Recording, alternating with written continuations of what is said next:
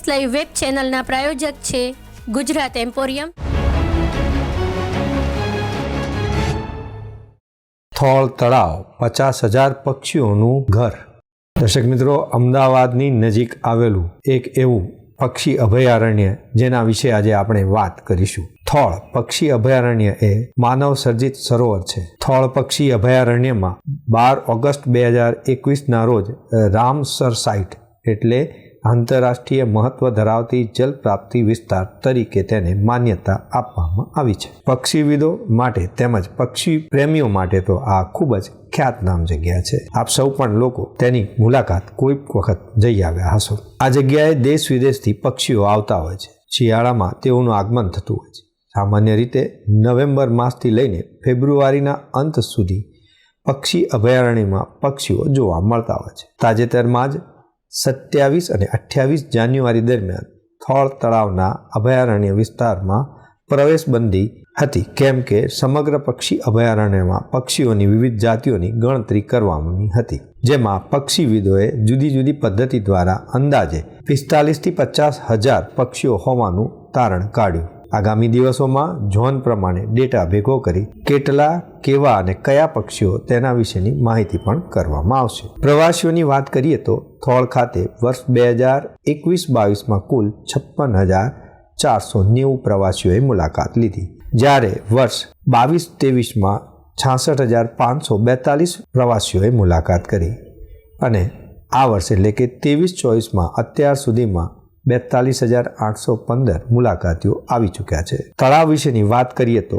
સને 1912માં ગાયકવાડ શાસનકર્તાના સમયમાં થોળની પશ્ચિમે આવેલા નીચાણવાળા મહેસાણા જિલ્લાના કડી અને અમદાવાદ જિલ્લાના સાણંદ તાલુકાના ગામોને પૂરની પરિસ્થિતિ બચાવવા માટે માટીનો પાળો બાંધવામાં આવ્યો હતો. આ સરોવર અમદાવાદથી 25 કિલોમીટરના અંતરે આવેલું છે. સરોવરનો વિસ્તાર 699 હેક્ટર એટલે કે 6.99 ચોરસ કિલોમીટરનો વિસ્તાર છે. સિંચાઈ તળાવ તરીકે ઉપયોગમાં લેવાતા આ સરોવરમાં હજારોની સંખ્યામાં જળશયના પક્ષીઓ આવે છે અને ત્યાં વસવાટ કરે છે.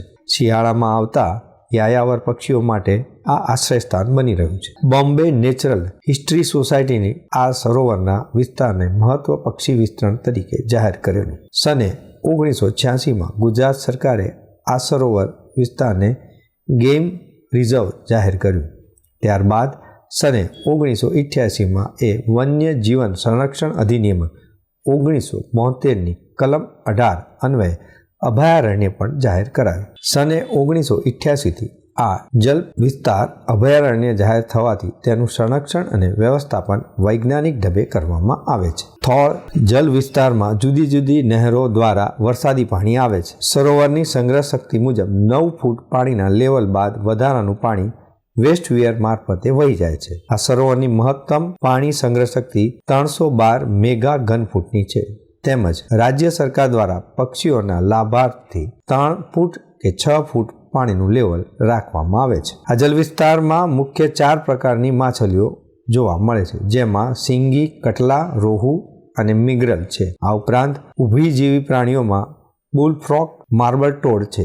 સરીસૃપ પ્રાણીઓમાં રેટ, સ્નેક, કોબ્રા, ચેકડિક, ગાર્ડનર લિઝાર્ડ, ફેન, થોટ લિઝાર્ડ, શ્રીક, Bengal monitoring lizard, Indian flaps turtle વગેરે જોવા મળે છે. થોળ અભયારણ્યમાં ઓક્ટોબરથી ફેબ્રુઆરી દરમિયાન યાયાવર તથા સ્થાનિક અલગ અલગ જાતના પક્ષીઓનો નજારો અદ્ભુત જોવા મળે છે. ગ્લોસિસ આઇબિસ જે હજારોની સંખ્યામાં અંદાજે 80,000થી 1,00,000 જેટલા પક્ષીઓની સંખ્યા વિશિષ્ટ રીતે જોવા મળે છે. પેલિકન, મત્સ્યભોજ તથા અન્ય શિકારી પક્ષીઓનો મોટાભાગે માછલીઓની અલગ અલગ જાતના વિપુલ જથ્થો હોય પૂરતો ખોરાક મળી રહે છે. અભયારણ્યમાં મોટે ભાગે દેશી બાવળના વૃક્ષો ઘણા જોવા મળે છે, જેના લીધે પક્ષીઓને માળા બનાવવા માટે સુરક્ષિત સ્થળ સાબિત થાય છે. આ વિસ્તારમાં સ્થાનિક રીતે જાગૃતિ, શિક્ષિત તથા જીવદયાની લાગણીની સભર લોકો વસતા હોય છે.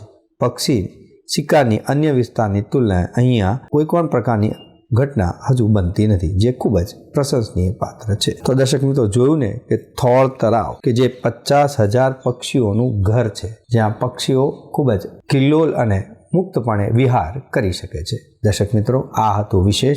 મને આપો રજા. આપ નિહાળતા રહો એસ લાઈવ ન્યૂઝ બુલેટિન. નમસ્કાર.